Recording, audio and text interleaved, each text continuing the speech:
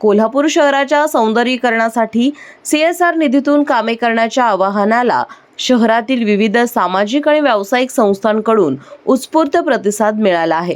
कोल्हापूर महानगरपालिकेच्या स्थायी समिती सभागृहात झालेल्या बैठकीत चौक, आयलंड, दुभाजक, उद्याने, घाट परिसर, स्वच्छतागृहे आणि शाळांच्या विकासासाठी अनेक संस्थांनी पुढाकार घेतला. महापौर रुपर आणि निकम यांनी माझं शहर माझी जबाबदारी मोहिमेअंतर्गत संस्थांचे सहकार्य कौतुकास्पद असल्याचं सांगत आतापर्यंत 37 प्रस्ताव प्राप्त झाले असून 30 प्रस्तावांना मान्यता देण्यात आल्याची माहिती दिली आहे. कोल्हापूर फर्स्ट संस्थेकडून 4 स्वीपिंग मशीन्स आणि स्वच्छतागृह उपलब्ध करून दिल्याबद्दल सुरेश जैन यांचा सत्कार करण्यात आला.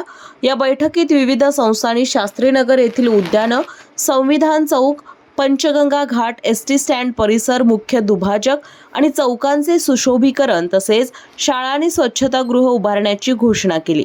जय श्रीराम. आज कोल्हापूर महानगरपालिका यांच्या वतीने माझं शहर माझी जबाबदारी याचा पुढील भाग म्हणून आपण कोल्हापूर शहरातील काही आयलँड्स आणि गार्डन आणि स्कूल याच्या संदर्भात चर्चा आज मीटिंग ठेवली होती.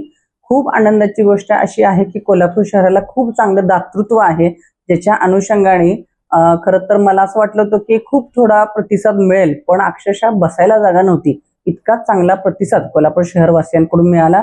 त्याबद्दल मी आलेल्या सर्व संस्था, rotary club, Kolhapur first, giants, chamber of commerce आणि खूप साऱ्या संस्था की जे आम्हाला हेल्पिंग हँड म्हणून लाभले, त्या सगळ्यांचे सर्वप्रथम मनापासून आभार मानते.